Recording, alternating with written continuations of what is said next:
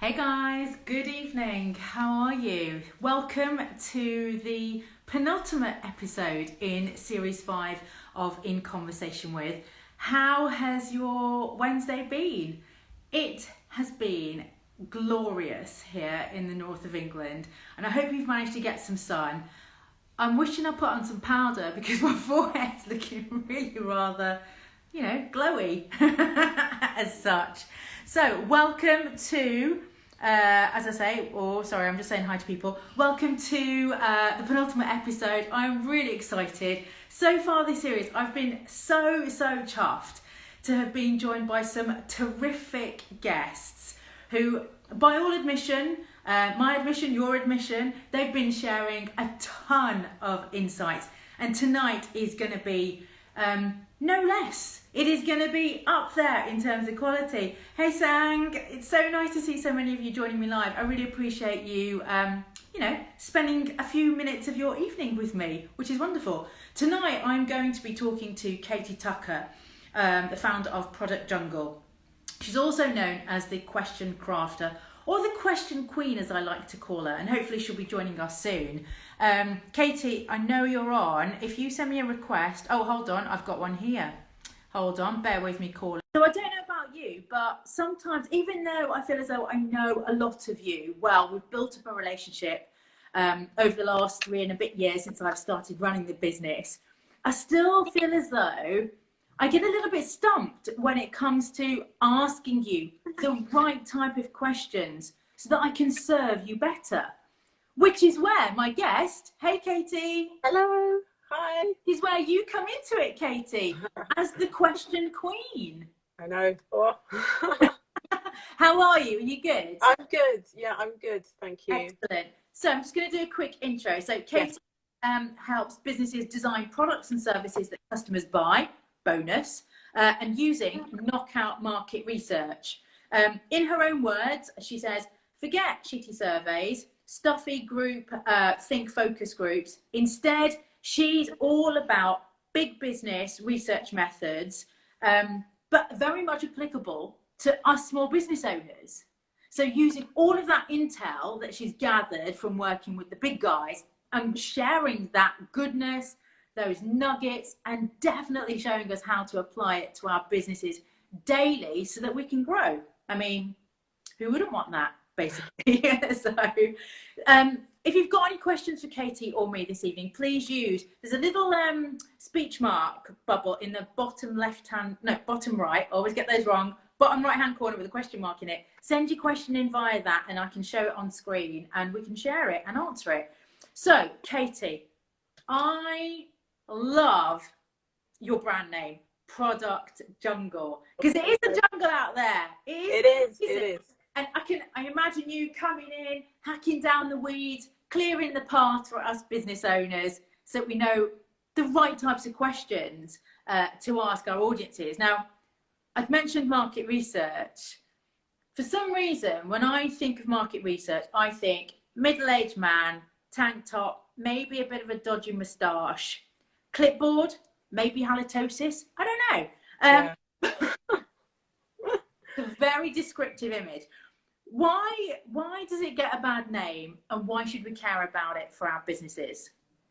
Yeah, so I actually hesitated probably for too long before I went out there with the word market research, and for exactly the same reasons as you're saying there, Rubbi. Because when I was thinking of that word, it just conjures up, like stuffy rooms and stale biscuits, or like endless BT surveys when you're like, you just want to hang up.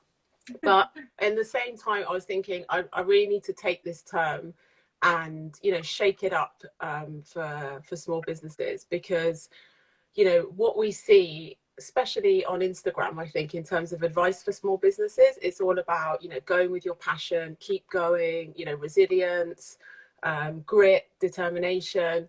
And then success will be at the end of that. But I just think that there's a crucial component, like a crucial ingredient that's not there. And that's about, are you actually, making something, providing a service that people actually want and they're going to pay for and they're going to buy. So I thought I'm going to keep the word market research, but I'm just going to like shake it up for small businesses. I love that. And I don't know if any of you who are watching now have got experience of this, but I remember very early on in the business, I remember thinking, right, okay, I've got this amazing, got all of that passion, that resilience, that grit. I've got all this experience. Right, perfect. I know exactly what to launch with. And I remember those very early days launching and it flopping. Yeah, like tumbleweed, like tumbleweed. Where are my people? I'm best dig into that grit. And it was because I did a lot of assuming, silly me, and I didn't ask my audience, or if I did, I didn't dive into that detail like you suggest and you show us via your feed. If, by the way, you don't already follow Katie on Product Jungle, I won't tag her in, but please do follow her, because your tips, Katie, are very, very applicable to daily life. So no matter what you're doing, whether it's your product launch, surveys, feedback, it's all in there, and you share this stuff and you make it look so easy. How do you do I think what I found is that a lot of these techniques that are used by big businesses, to create stuff that people are actually going to buy and continue to please shareholders or however big these companies are. And in startups as well. Startups are, normally, ex-corporate people sometimes that, and they use that knowledge as well. But it seems to be trapped in, corporate offices, trendy startups, or in really boring business books. And so I really wanted to take some of these principles and just say, okay, how can I translate that for the small business market? Because, there's some really shocking stats out there, Rubbi, about, businesses that are failing, like after 1 year. And this is for me really to make sure, and it does mean doing your research and a bit of homework at the beginning. Did you lose me there? I just saw the I did lose you back. So it's just really you've got she's gone again. There, you're back. Oh, I'm back, sorry. And so it's really about asking the right question. It is about asking the right questions, and and I just want to make that accessible, I think, to small businesses, because these principles can help. It's not that you can't launch a business without it, but you can go too far down the road, but and then oh no, this didn't work, so you have to come back. So it's but also I think asking the right questions regularly throughout the business can often propel your business so much further forward than you would have anticipated had you not done that homework and the groundwork and really interrogating exactly what you need to ask of your audience. I've got a question. I think it's a question here anyway. Bear with me a second. Oh no, it hasn't come up. Don't worry. I want to ask you about this because it's on social, and this series is all about, well, I always find that social works so much better when it works in conjunction with another marketing field. So here on Instagram, for instance, they've got some really nifty market research tools built into their features. So we've got polls, we've got questions, stickers, reaction sliders, all of that sort of stuff. But why, and this is something that you often talk about in your post, why aren't those enough to put our product or service development on? So I actually shared a post about this a few weeks ago, how Instagram is a complementary tool, I'd say, in terms of when you're trying to poll your audience, but I would not be basing any big risky decisions on the poll. Should I launch a brand new kids wear range, for example, if you're an adult range, for example, and if you get 60% yes, then you go all in. I would be very cautious of that. I definitely use polls for low risk decisions around colors, for example, or should I'm going to change my brand, or I'm going to do a live at 7 p.m. or 12 p.m, things like that, just to kind of get that conversation going. I think Instagram is great for really building a rapport with people that you can then take it offline. I think people would like to hear that they can do all their research on Instagram, but I think it gives you the clues, the first clues, the breadcrumbs, I think, and then for you to then be able to ask your audience, like, oh, would you mind, you know, spending 30 minutes on a telephone call or a Zoom call now, or in face to face even, like maybe that's the soon. And they're more likely to say yes, you know, if they're engaged with you, because you can't have those in-depth conversations on Instagram. But you can take the temperature, I suppose, of like certain trends and things like that. But I definitely recommend nurturing to then take those conversations offline. And that's a really good, like you said, taking the temperature check and then moving them either, like you say, phone calls, video calls, in person, or into DMs. And Yeah. I think maybe it's that, I suppose, ease that we rely on and use as a crutch, don't we? We just think, right, well, these tools are here. I'm sure they'll give us, I'm sure my audience will give me back true opinions. But more often than not, where I suppose when you see a question, I always try to answer it wholeheartedly because I've got my business hat on. But I know that many friends and family follow me and will want to support me. They'll want to give me the positive version of what I'm asking for. And that's lovely, but it's not necessarily helpful in terms of driving my business forward, is it? No, I think that's one of the main mistakes that I see on Instagram, is asking customers, you know, or your audience, your followers, you know, what they want, or, you know, if I launch a new membership package, would you be interested, like yes or no? And then basing, because people want to be supportive, as you said, Ruby, most people want to be supportive. So, you know, it's likely they're going to say yes, but that doesn't mean that they'd probably buy your membership package. And I think this is one of my like golden rules when it comes to questions, when you're asking customers, if you're researching around a new product or service idea that you have, is not to ask them about future behavior. And I always say, like, don't ask hypothetical questions, because you'll probably get a hypothetical answer. What you need to be asking is evidence of what they're doing now or what they have done in the past. So for a membership, for example, you could ask, are you currently, you know, a member of any business groups? Yes or no. If no, you know, why not? Have you been in the past? And just because that's a better predictor of future behavior than just asking someone, would they subscribe to your membership, or would they buy this new candle range that you're doing?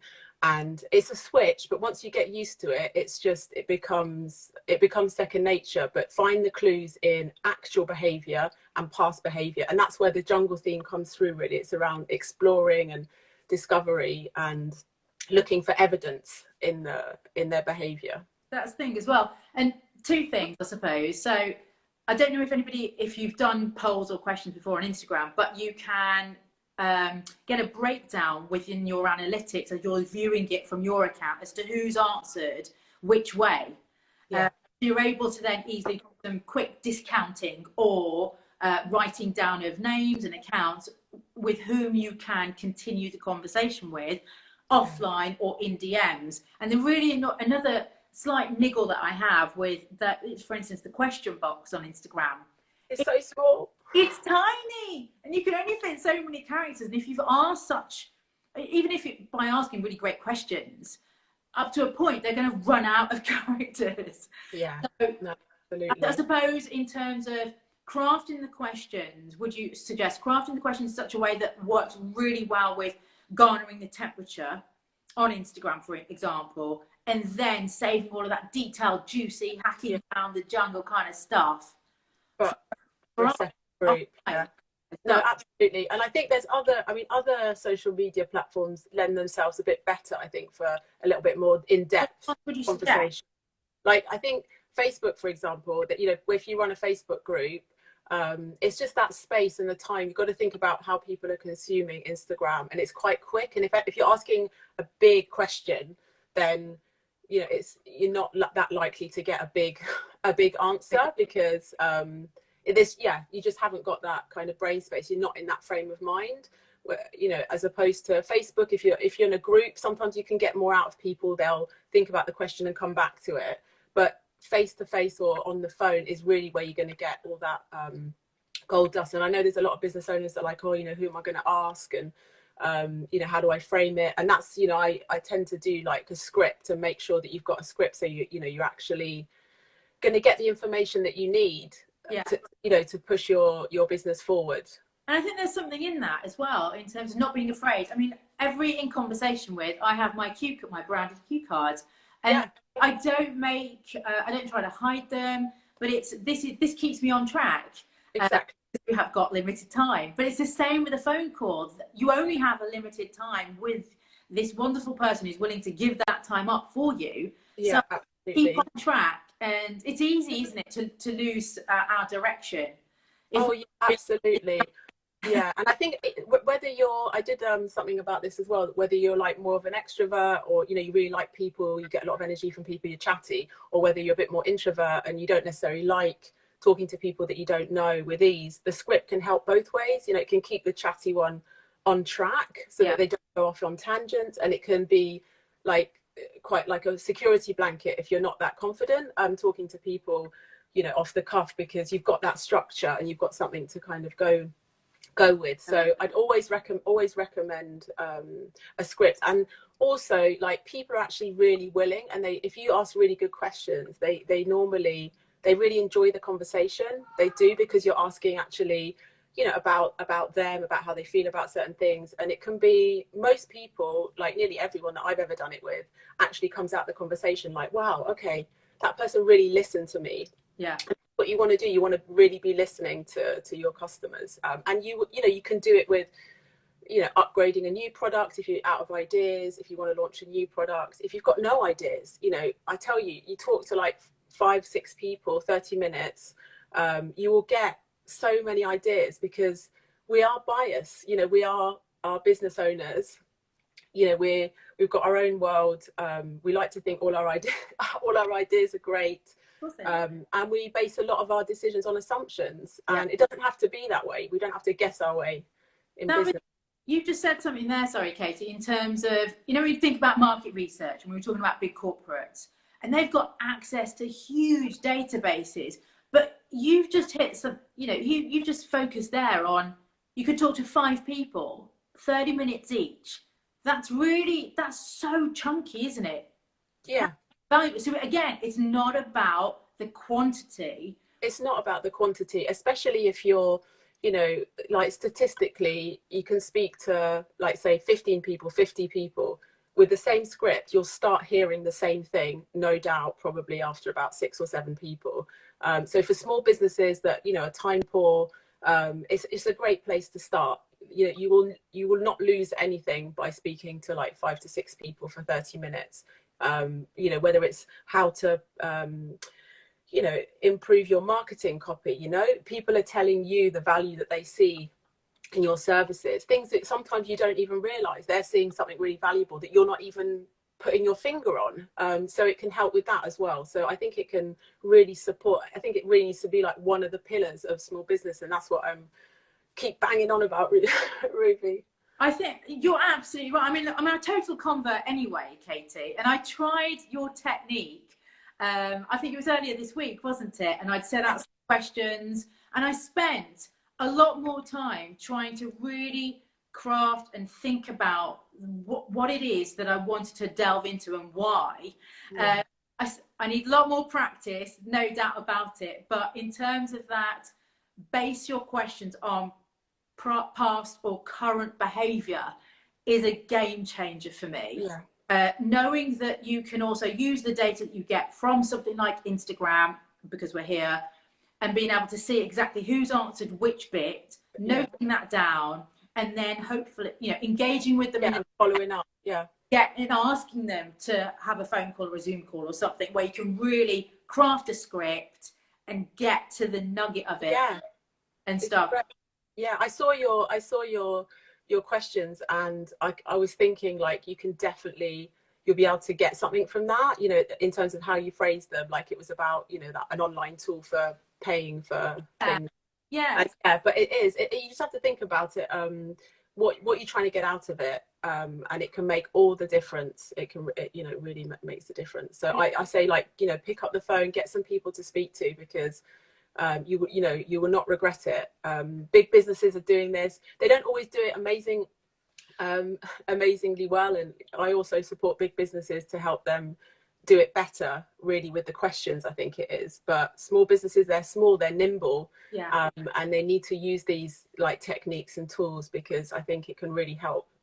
The other thing I just want to quickly mention before we round off with something is when you're getting feedback as well via these questions, listening to the language and the types of words that they're using as well is super handy within your overall marketing anyway. Because again, early on in the business, I used to think I was this, which I was when I talked to people, but they also opened up new phrases, new ways in which they saw me that I hadn't seen.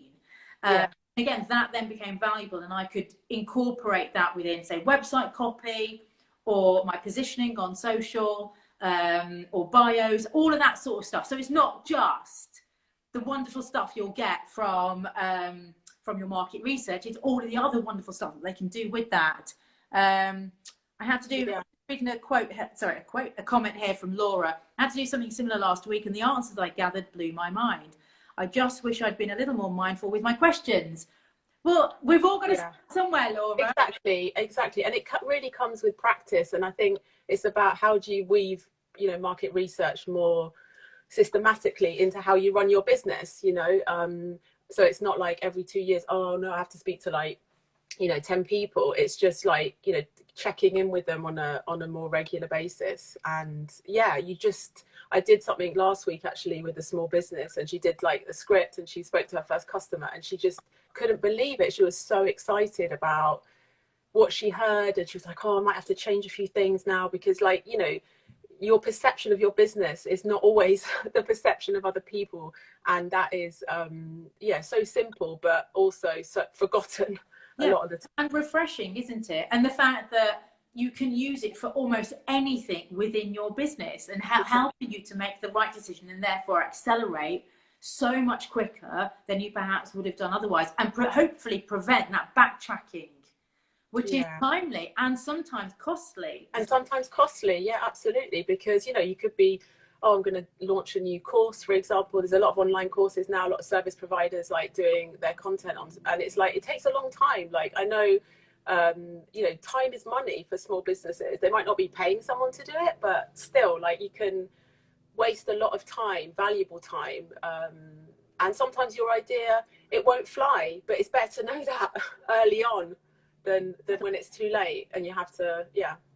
I love that. We are out of time, but oh my god, already. If there's one, you've given us so many wonderful tips. Oh, if there's one absolute tip that we must remember when we're looking at our market research, our questioning, what would it be? If you could just... Okay, I think if it's the one, it's about the hypothetical. Like, do not ask questions about future behavior. Anchor everything in the present and past behavior, because that will be the best indicator of a future behavior, as opposed to, are you going to do this if I launch this? That's no.